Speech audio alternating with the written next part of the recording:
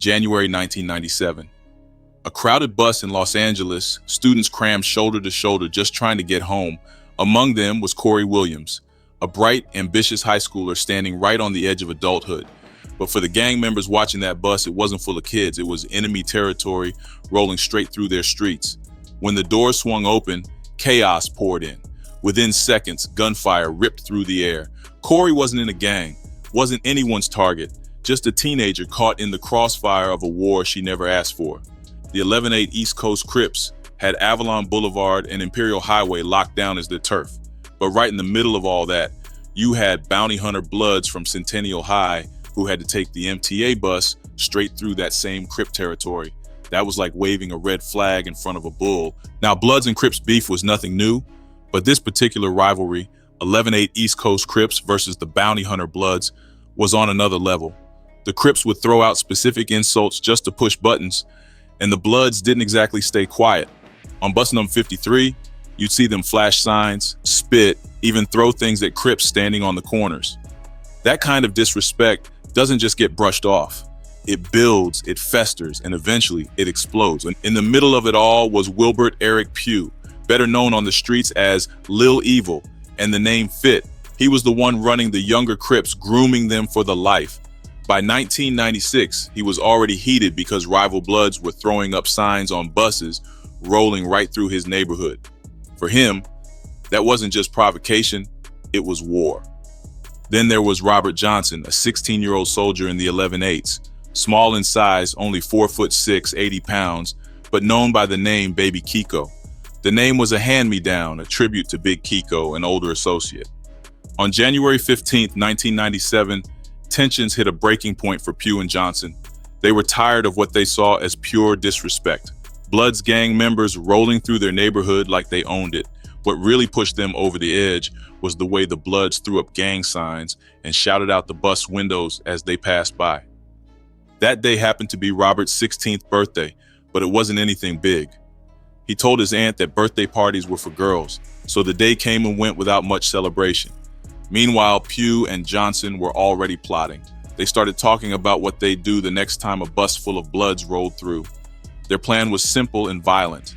Get on, head straight to the back, beat the Bloods down, then hop off at the very next stop. Their friend Nicholas Briggs overheard all of this and even caught them floating an even bigger idea, packing the bus with a whole squad of Crips and staging a full-on ambush inside. Briggs also noticed Johnson had a gun on him that day. Still, according to the testimony later on, nobody actually mentioned pulling the trigger on anybody. The decision was made. Pugh and Johnson would move on it the very next day. Briggs couldn't join because he had court, but the rest were locked in. By the next afternoon, Johnson, Pugh, and a handful of friends were posted at Imperial Highway and Avalon Boulevard, not far from the freeways. According to court documents, they were out there for one reason only: waiting for that bus. At the same time, Corie was already on her usual ride home, sitting near the back door. This was her routine after leaving Centennial High School. Her mother, Loretta Thomas Davis, had always told her to take the bus home instead of walking the streets. Davis worried about the crime in their South Los Angeles neighborhood, but she thought the bus was the safest option. Later on, brokenhearted, she admitted she never feared the bus ride. The streets, yes, the bus, no. That afternoon, Corie carried her high school graduation order forms in her pocket. It was supposed to be a proud, exciting time. Her close friend, 18-year-old Tammy Freeman, sat right beside her. Just behind them were 16-year-old Tyrone Lewis and his friend. Lewis wore a red Tommy Hilfiger shirt, a color that, in the wrong place at the wrong time, looked too much like Bloods territory. Around 3:20 p.m., the bus pulled up to the intersection. Pugh yelled out, asking if everyone was ready. That was the signal. The group made their move as the bus rolled to a stop. Yes, there were Bloods on board, but there were also dozens of students packed shoulder to shoulder, kids just trying to make it home. Corie was one of them, popular, smart, with college and law school dreams in front of her. To the Crips setting up the ambush, none of that mattered. To them, this was about turf. And in their minds, there was no way they were letting rival Bloods roll through South Central unchecked. Pugh, Johnson, and Randall Amato stepped onto that bus like they owned it. Amato wasn't some hardened criminal. He was just a student living at home with barely anything on his record. But that night, police say he rolled right alongside Pugh, handgun in hand. Pugh was the one in control, leading the charge across the street and onto the bus. The second they climbed aboard, they announced exactly who they were: 118 East Coast Crips. From there, the energy shifted fast. They started throwing out insults and gang slurs aimed straight at the Bloods. Lewis was already seated inside, watching it all unfold. The second the first Crip stepped on, the tension cracked open. One pointed at him and screamed, "Slob on the bus," over and over. Another jumped in right after, making it loud and clear. This was 11-8 East Coast Crips, and they were on business. Then came the gunfire. While chaos erupted inside, Johnson held his position outside, standing behind the bus with a semi-automatic pistol. He aimed at the back windows and started squeezing off shots. His boys egged him on, yelling, "Do it, Bob, do it!" Inside, panic took over. Passengers shoved their way forward, desperate to escape. Lewis hit the floor, ducking as bullets ripped through the bus. When he came up, blood was sprayed across his shirt. Terrified, he rushed the driver and shouted for him to keep moving in case the attackers tried to get back on. When the shooting stopped, Lewis looked around. Somehow he hadn't been touched, and his close friend was safe too. But the relief didn't last. He saw Corie badly hit, a bullet tearing through her neck. Blood poured out as another girl pressed her hands to the wound, trying to hold back the flow. Tammy, another friend, had been shot in the shoulder, but would survive. The Crips who caused it all had already vanished into the night. At King Drew Medical Center, the trauma team was already bracing for impact. Dr. Mahmoud Nu explained how the hospital handled calls like this. As a level 1 trauma center, they were built for the most critical cases, people hanging by a thread between life and death. The call came in, young woman shot in the neck, barely breathing, no pulse. Immediately, a code yellow was called. That meant everyone moved: surgeons, residents, nurses, anesthetists, even the X-ray team. The emergency department braced itself, ready to fight for her life the second she came through those doors. But when Corie finally arrived, the damage was already too much. The team threw everything they had at her, every tool, every ounce of skill. Still, it wasn't enough. Despite all their efforts, she couldn't be saved. Detectives were running down every lead they could find, but the LAPD made it clear this case was still in the very early stages. Officer Lemos explained that sometimes shootings leave them with no witnesses at all, but this wasn't one of those cases. There were about 50 people on that bus, and that gave investigators a real shot at piecing the story together. South Bureau detectives spread out through South Central Los Angeles, knocking on doors, chasing tips, and looking for anyone who had seen the suspected gang member who opened fire on that bus. The motive, they believed, was simple. The shooter spotted a rival and unleashed a spray of bullets. Lieutenant John Duncan kept an optimistic tone, pointing out that interviews and evidence were already helping them connect the dots. He hinted that strong leads were forming and a resolution could be on the horizon. Back at Centennial High, the tragedy hit home in another way. Teachers tried to help students process the loss, shifting lessons into open conversations or encouraging kids to write down the pain they couldn't bring themselves to say aloud. Deputy Superintendent George McKenna didn't sugarcoat it. He reminded everyone that, sadly, this wasn't an isolated incident. In his words, this type of heartbreak happened far too often in their community. The real pressure was on investigators. Their job was to lock down witnesses quickly so they could put a face to the gunman and get it out to the public. The scene after the shooting had been chaos. The driver slammed the gas to get people to safety, but when the bus stopped, passengers scattered in fear. Police had to track them down one by one, often with one statement leading them to the next. One detail stuck out. A teenager who managed to get off the bus wanted to keep quiet, but their parent had other plans. That parent walked their kid straight into the LAPD Southeast Station and made sure they told investigators everything. According to Duncan, moments like this gave detectives real hope. The community was finally stepping up, and that meant progress. Not long after, word got around that one of the suspects, Amato, couldn't stop talking. He was bragging, hinting that members of the Bounty Hunters Bloods from Centennial High had been hit. He even let slip that a girl might have been shot. Police wasted no time moving in. Within days, they arrested 4 suspects tied to the deadly shooting on that MTA bus. Prosecutors were immediately asked to pursue murder charges. Amato and Briggs were picked up the very next night, found just across the street from Amato's house, hanging out in the backyard, drinking and smoking like nothing had happened. Later that same day, police brought in a fourth suspect, just 15 years old, charging him with both murder and attempted murder. An adult was also taken into custody, though his name wasn't released right away while investigators built the case. Even with those arrests, two suspects were still on the loose. Johnson, believed to be the actual shooter, and Pugh, accused of sparking the chain of violence that cost Corie Williams his life. The fresh details about Corie's death only made the loss sting more.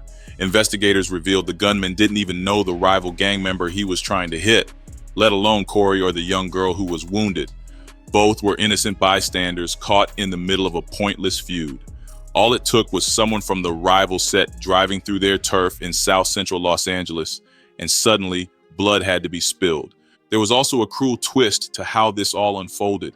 A simple bus route change may have set the stage for the violence.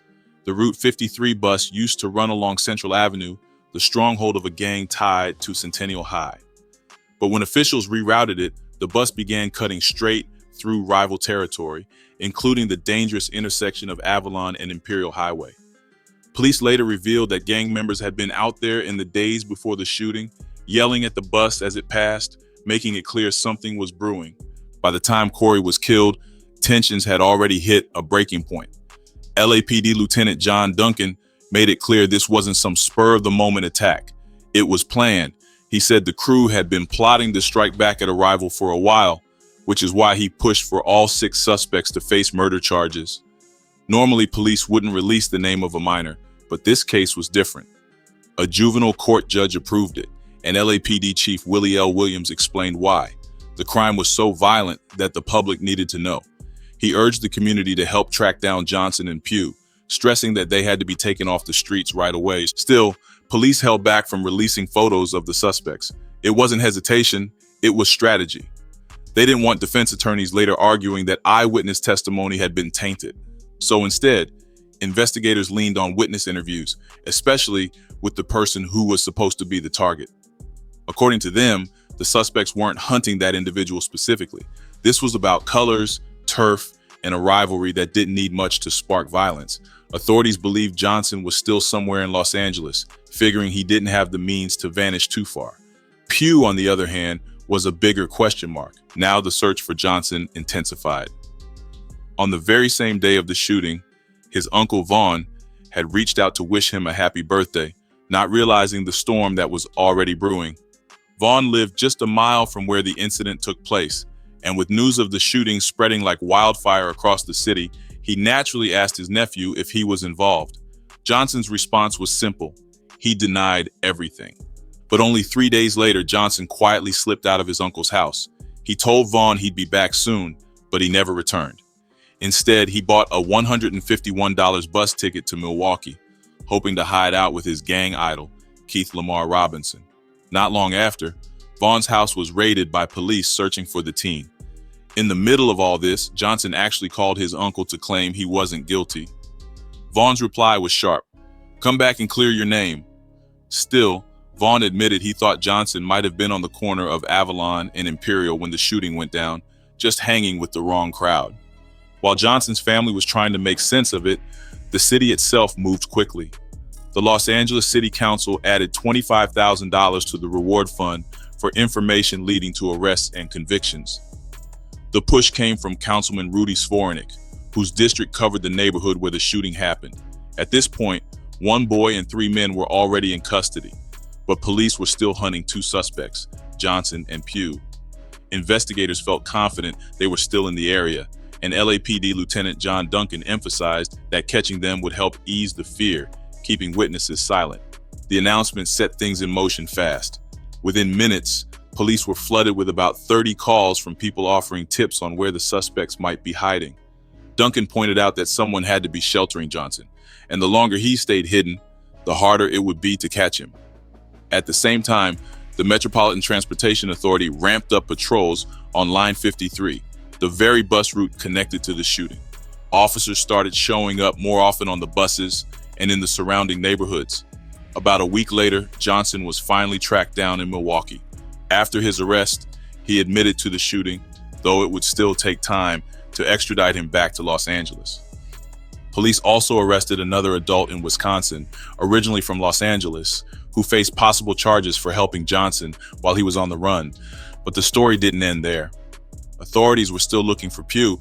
Just like Johnson, Pugh would also be found in Milwaukee, though his capture didn't come until a full year later. When it came time for the trial, things played out a little differently than most would expect. Pugh, Johnson, and Amato were all tried together, but the court set it up with two separate juries.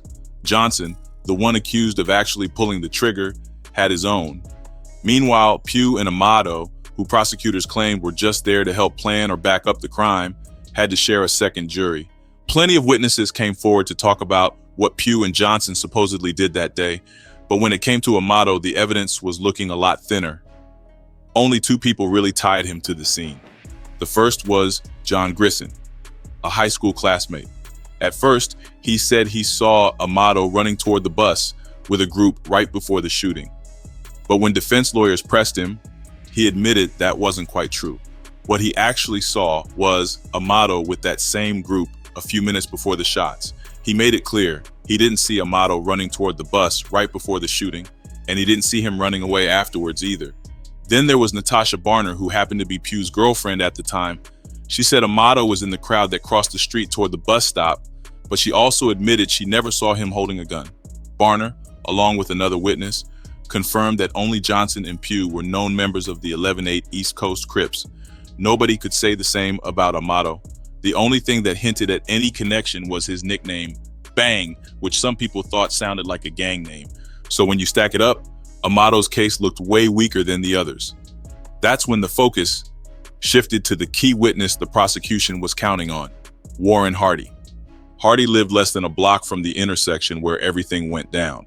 On the night of the shooting, he claimed he stepped out onto his balcony and saw something from about 35 feet away. He described a short, chubby kid with slick back hair tied in a ponytail walking behind a group of teenagers, and that kid had a gun. Minutes later, the shots rang out. Hardy also said the next night, he overheard a group of teens laughing and joking about the shooting near his building. He called the cops, and when they arrived, they found Amato and Briggs right there. That's how they ended up in custody. But when Hardy took the stand in court, things fell apart. He couldn't identify Amato as the kid with the gun. He couldn't even say for sure Amato was part of the group of teens he saw later that night. All he managed to give the jury was that Amato's hairstyle looked similar to the one he remembered. On cross-examination, the defense tore it down even further. Hardy admitted his eyesight wasn't great, he couldn't recall a lot of details, and most importantly, he didn't even want to be there. He openly said he feared for his safety, and you could feel that tension in the courtroom. With his shaky testimony, the prosecution had to find another way to keep his earlier statements alive. That's where LAPD Detective Michelle Esquivel came in. She was the one who'd interviewed Hardy right after the shooting and taken notes. On the stand, she read back what Hardy had originally told her. According to her notes, Hardy had pointed directly to Amato as the one with the gun, describing him as a light-skinned, chubby teen with a slicked-back ponytail and a blue short-sleeved shirt. And when detectives asked Hardy if the cops had arrested the right guys after picking up Amato and Briggs, Hardy didn't hesitate. He said yes. Now the prosecution went all in during closing arguments, leaning heavy on what Warren Hardy had told the police. To them, his statement was the backbone of the case, the piece of evidence that tied Amato to the crime. They reminded the jury that Hardy said he saw Amato, or someone who looked just like him, on January 16, 1997, carrying a gun. The prosecution insisted that Hardy wouldn't have said Amato was possibly the guy who did the shooting, unless he truly believed it was the same man he saw that day. They pressed the jury with the idea that there could be no other reason for Hardy to make such a claim. Then they shifted the focus. They asked why Amato would bring a gun to what was supposed to be a fistfight. Was it because he thought things might escalate beyond punches? Was he already prepared in case the confrontation turned deadly? The prosecution suggested that Amato walked into that situation armed because he expected violence. By the end of the trial, the weight of the evidence was impossible to ignore. On November 30th, 1998, Amato was found guilty on every charge. The state painted him as more than just a bystander. They argued he played an active role in a shooting that ripped through a crowded Los Angeles bus. Prosecutors said he helped Crips members set up the ambush and even showed up carrying a gun. When the verdicts were read, the courtroom atmosphere shifted instantly. The silence gave way to raw emotion. The jury declared Wilbert Pugh guilty of first-degree murder in the death of Corie Williams. They also convicted him of the attempted murder of Tyrone Lewis, calling it both willful and premeditated, and added an assault with a firearm charge for the attack on Tammy Freeman. To drive the point home, the jury emphasized that a gun was involved in every one of those crimes. That's when the chaos erupted. Family members cried out, devastated by the decisions. In the middle of it all, Amato suddenly launched himself out of his seat, vaulting over the barrier in a straight sprint toward the prosecutor. At the same time, Pugh's mother, Michelle Compton, completely lost control. She screamed at the top of her lungs, shouting that her son wasn't guilty, lashing out at another woman sitting nearby. Deputies had to physically drag her and another relative out of the room as Pugh himself shouted obscenities while being led away in cuffs. The courtroom descended into pure mayhem. With everyone distracted by the commotion, Amato saw an opening and made his desperate move, but 4 sheriff's deputies tackled him before he could lay hands on Deputy District Attorney Robert Grace. Another deputy yanked Grace clear of the struggle while the others pinned Amato to the floor. After all the chaos inside that courtroom, Superior Court Judge Victoria M. Chavez didn't waste time. She called a recess almost immediately, and it wasn't by accident. She had already anticipated trouble, which is why 11 deputies were posted around the room even before the verdicts were read. The jury had actually reached their decisions for Amato and Pugh the night before, but Judge Chavez purposely delayed the announcement until the next morning. The moment the fight broke out, an assistance call went out, and deputies doubled in number, jumping from 11 to 22 just to restore order. Once Amato and Pugh were secured and the families settled down or were escorted out, the judge brought the jury back in to finish delivering the verdicts. Before sentencing, Judge Chavez made it clear she wasn't going to let the defendant's courtroom outbursts sway her decisions. Deputy District Attorney Bobby Grace followed by addressing the men directly. He stressed that he held no personal grudge against them or their families, but reminded Amato of one key fact. If he hadn't been part of that group, he wouldn't be sitting in court facing murder charges. The 3 convicted men, Amato, Pugh, and Johnson, sat in their jailhouse jumpsuits as family and friends of the victims delivered emotional statements. Corie's friend, Marcy Chavez, just 18 years old, spoke through heavy sobs. Pugh and Johnson lowered their heads, but Amato kept a cold, unflinching stare as she told them Corie had paid with her life for their mistakes. She added that she hoped one day they would understand the damage they caused. Not all of it was anger. Corie's uncle, Arthur Williams, chose forgiveness, telling the men they were forgiven, but urging them to carry a message back to their friends, to end the cycle of violence. Then the verdicts landed. Amato and Pugh were found guilty on 4 counts of murder and more. Later that same day, a separate jury found Robert Baby Kiko Johnson guilty as well, identifying him as the gunman.